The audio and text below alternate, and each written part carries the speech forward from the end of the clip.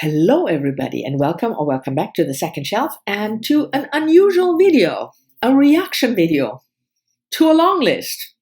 Women's Prize for Fiction long list, to be precise, which has been announced yesterday, as it always is on International Women's Day. So that's not unusual, but the fact that I'm filming a reaction video is unusual because even though I do follow a couple of book prizes, more or less, and I certainly do follow the Women's Prize for Fiction and a couple of other prizes focusing on female authors. But the last couple of years, the Women's Prize for Fiction the long list at least, did not really excite me at all. I thought it was pretty boring. A lot of the usual suspects, seen that, been there, done that kind of thing. When I looked at the list, which is not to say that there were not fantastic books to be found on those lists, but still, it was not something when I saw the list announced that I thought, oh, that's exciting. But this year is different. Yes, I'm excited. And that has something to do with the fact that how I approach book prizes. I mean, I read as much as I can, but I certainly don't know I'm not Steve Donahue, for Christ's sake. So I don't know every book that comes out in the fiction department written by a woman. So I know that I'm missing tons and tons and tons of books. And a book prize for me is always most exciting when I find a lot of books on that list that I have never heard of, or that I missed, or that I sort of heard of kind of and then forgot. And that this year's list is one of those lists. I have read only 2 books on the list. I will talk about them shortly. There are 4 or 5 books that I had marked as to read but hadn't gotten to them yet prior to the announcement. And so that leaves 10 books that are mostly new to me, and some, even the author is completely new to me. So that is an excitement for me. I'm not one of those people who likes book prizes to just confirm the books that I've already read and mostly didn't like. So yeah, that's why I'm excited for the list this year. It's an eclectic list. I feel there is a variety of themes. Most of the authors, of course, are British or come from the US, but there's also a Trinidadian author, there's a Turkish author, Elif Shafak. I mean, she lives in the UK now, but she was born in Turkey, and not only that, she grew up there, and she writes in Turkish and English, and she identifies as a Turkish author. There's an author from New Zealand, Canadian. So I like that variety, but mostly I like the fact that the list surprised me. That's just me. So I thought I'd make a reaction video. I will leave all the titles long listed and down below in the description in alphabetical author's name order, but I'm not going to talk about them in that order. Instead, what I will do is first I talk about the 2 books that I have already read, then the books that I knew about and wanted to read, and then the books that are new to me or authors are new to me, and those books, those 10, I will sort of order in the order of my interest, but it's early days and I've just looked at the book, so take that also with a grain of salt, please. Anyway, so what the 2 books that I read, both of them are for the BookTube Prize also, so I can't tell you whether I like them. The first one is one of the few really big names on the list. That is Louise Erdrich's latest novel, The Sentence. It's set in a bookstore owned by a person called Louise. But the main plot is about a woman who has just been released from prison, and we learn why she was incarcerated, and she starts working at this bookstore, and then one of the regular customers dies, and her ghost is haunting the bookstore, and so it circles around that topic. And the other book that I've read for the BookTube Prize is a debut novel. I should also say there are quite some debuts on the list, I think 4 or 5.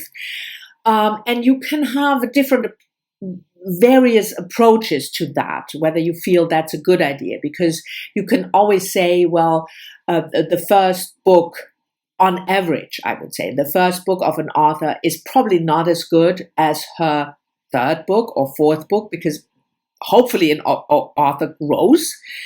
But on the other hand, you can also say, well, it's good that debut authors are encouraged by being put on the prize if the book is good.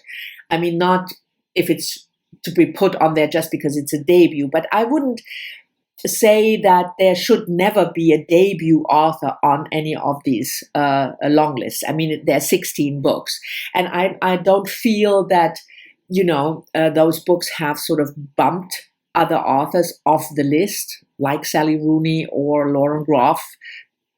I don't believe that. That is another thing that surprised me, that a lot of the big names that were like expected to be on the list, like Sally Rooney or Hanya Yanagihara's new book To Paradise, or Lauren Groff, Matrix, are not on the list. And I'm not sad about that. I mean, if you follow my channel, you know that I don't think Sally Rooney is a good author, that she writes good books. So I'm certainly not sorry that her book is not on the list. Yana Gahari, I loved her debut, People in the Trees. I hated Little Life with a Vengeance. I sort of looked at To Paradise, 700 something tome. First couple of pages just didn't really interest me.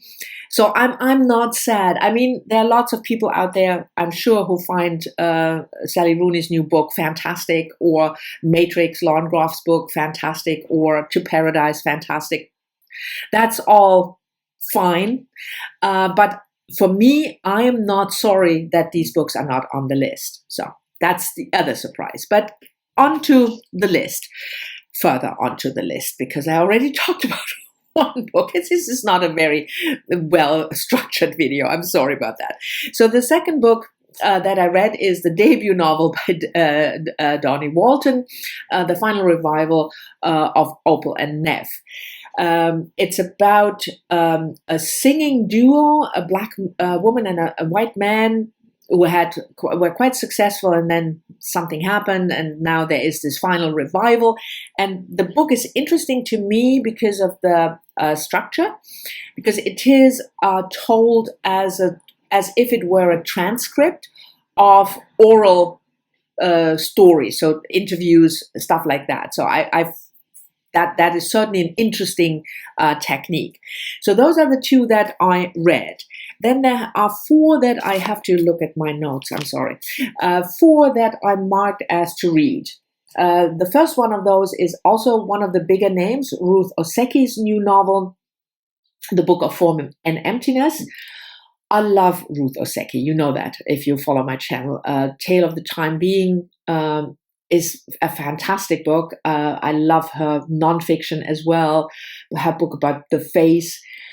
But this one, I was kind of reluctant to pick it up because it's a 14-year-old protagonist telling the story, a young boy who has just lost his father and now has to go through grief, but he starts hearing things around him, like his shoes and his books talking to him.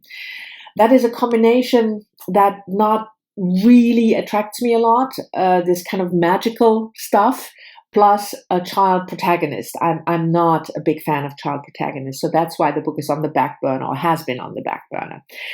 The other one is Margaret Shipstead, The Great Circle, historical novel about a female aviator who disappeared. One timeline in the early 20th century, and then you have another timeline more in the present day about an actress who is playing this aviator that had disappeared. That sounded interesting, certainly a female aviator in the early 20th century. But somehow the feedback, what I saw reviews of the book was not that great, so back burner as well. Then there is, I mentioned her already, Elif Shafak's new book, The Island of, Lost Trees. And Elif Shafak is one of those authors that I really want to love. Whenever I see an interview with her, or it's, by the way, not Lost Trees, but Missing Trees, but you've seen that already. So when I see an interview with her, I think she's so interesting, she has so intelligent, and her books just never work for me. But I'll keep trying, I just keep trying. And this one is about, is set in Cyprus, and it's about the doomed love story from a Turkish Greek couple, young teenage, and then again the story is picked up much later, decades later. Then the fourth one that I marked to read was by a Vietnamese US author, Violet Coppersmith, Build Your House on My Body. Build Your House Around My Body. Okay. Again, the dual timeline, that seems to be a thing recently, because you come across that a lot, either parallel dual timelines, or the dual timelines that it starts at a decades ago and then picks up. I don't know why this is a thing. I'm not such a fan of it, but this sounded interesting. It's about two Vietnamese women, one in 1986 and one in 2011, and they both disappear. And there's talk of revenge. It talks about colonialism also, which I find is a really interesting topic, certainly in our day. So that was on my list, and Violet Coppersmith is a Vietnamese, I said that already, a Vietnamese American author. Okay, then we have, those are the four that were on my list. And then you have 10 that were new to me. And the first one that I thought was really intriguing was Lulu Allison Salt Lick. Lulu Allison is a British artist, but she also writes poetry, and this is her second novel. I had never heard of her. And this novel was crowdfunded, which I find is really interesting. And it is dystopian. At least I consider it dystopian. It's in the near future somehow, and the countryside of the world is devastated. People have to live in the city. There's problem with food supply, obviously, and that premise intrigues me. So I certainly want to read that one. Then we have Miranda Cowley-Heller, a British author, and her book Paper Palace. And I'm interested in that because for two reasons. It's about a woman, what's her name? Elle. The Paper Palace is the vacation home at Cape Cod, and she is happily married, but she just had sex with a friend she's known for a long time, and they had been attracted to each other for a long time. No, that's not the reason why it intrigues me. It intrigued me, first of all, because it's set in one day. So the whole book is one day. I always love that, how an author would, compress a whole story into one day. And because the second reason, it's that a female protagonist who is not in her 20s or 30s, but already in her 50s. I like that. I mean, I'm older. So that always... It's not happening that often, older protagonist, female protagonist, so I'm always drawn to reading about that. The next one is by Morova Yejide, a US author, and the book is called Creatures of Passage.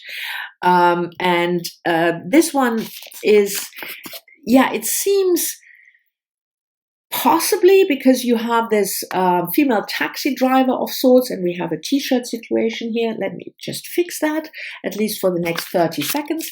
In the 1970s, and she carries a drives a ghost around in her trunk, and then there is her distant nephew, and those stories collide. So I thought that the taxi thing, that was interesting.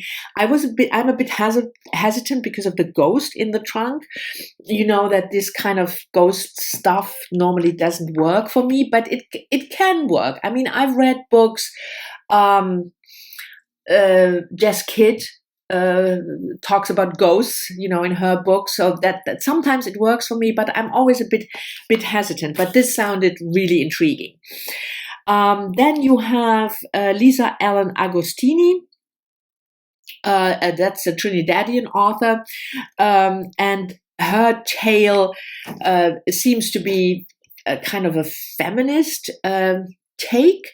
I'm always in for that. And the book is called The Bread the Devil Need, about a woman who is on the surface for the outside world seems very independent and very strong, but she has is in an abusive relationship, and then she witnesses something about abuse in relationships, and the story takes off from there. And that's a topic that is really dear to my heart, and that whenever I come across a novel dealing with that topic, I would probably pick it up. And certainly if it's from a feminist point of view. Then we have Meg Mason, who is now living in Sydney. But I don't think she's considered an Australian author because she lived in London for most of her life. And the book is called Sorrow and Bliss. Again, I don't know. It's about a 40-year-old woman, married, and she has mental health issues since she was 17. So the book is about marriage, which not necessarily is a topic that immediately gets my attention, but mental health issue they do if it's done well, like The Bell Jar or something. I'm really intrigued by that. So that's why this book definitely intrigues me.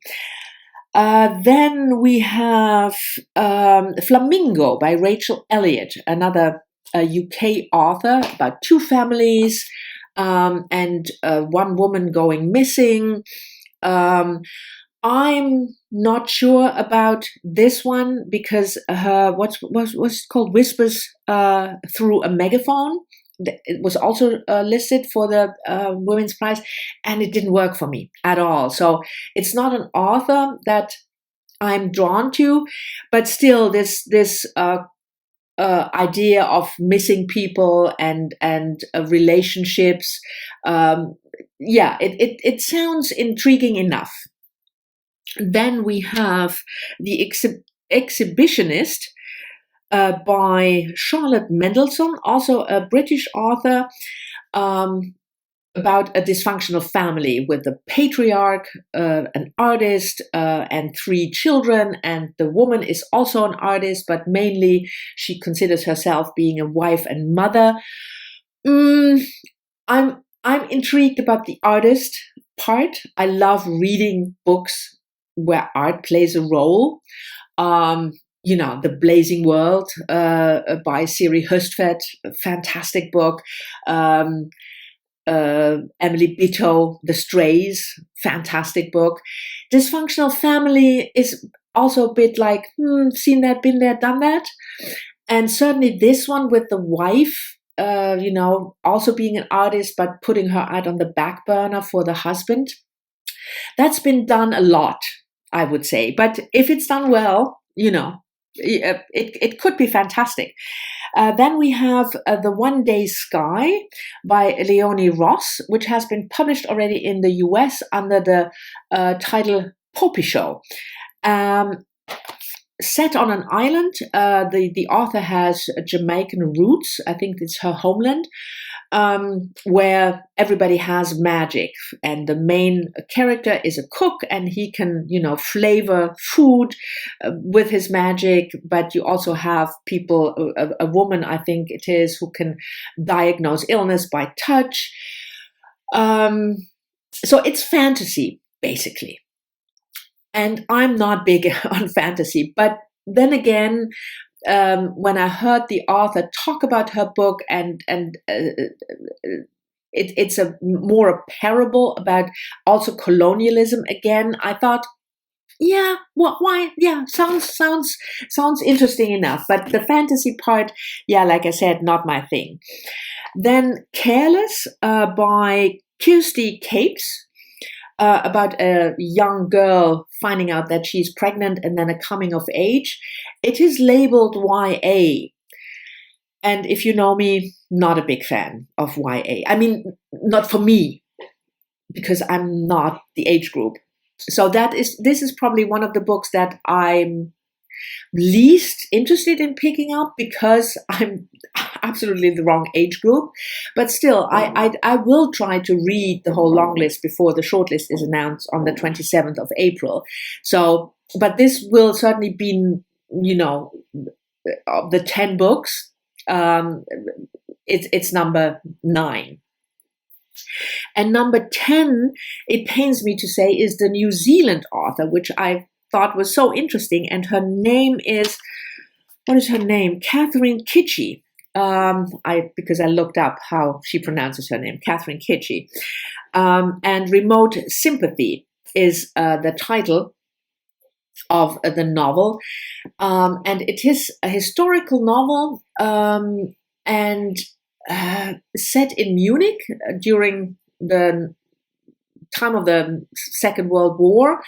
And it's a German couple, and then the man is transferred to work for a labor camp, and plot ensues from there.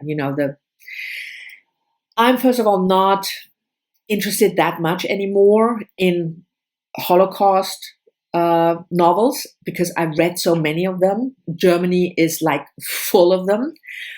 And this particular premise reminded me an awful lot of The Boy in the Striped Pyjama by John Boyne, which was one of the worst books I've ever read in my whole life. And I've never going to read John Boyne ever again because it was so horrible. It was Holocaust kitsch, which is the worst kind of treatment for this horrible event. And this book could potentially be just as bad. But if it's done well, and I haven't read it, so yeah. But it's those two, Careless and Remote Sympathy, even though I was really so happy that there was a New Zealand author on the list, but the premise of the book just is not, no. Anyway, I've babbled on for almost 23 minutes to give you my first impression of this list. And I'm really excited. Let me know whether you are excited about the list, about certain titles. Which one are you planning to read or you have read? I will also leave a link, of course, to Eric's video down below because you should definitely watch his much more succinct and coherent talk about the list. But thank you very much for watching. I'm looking forward to your comments as always, and I'll see you all soon in the next one.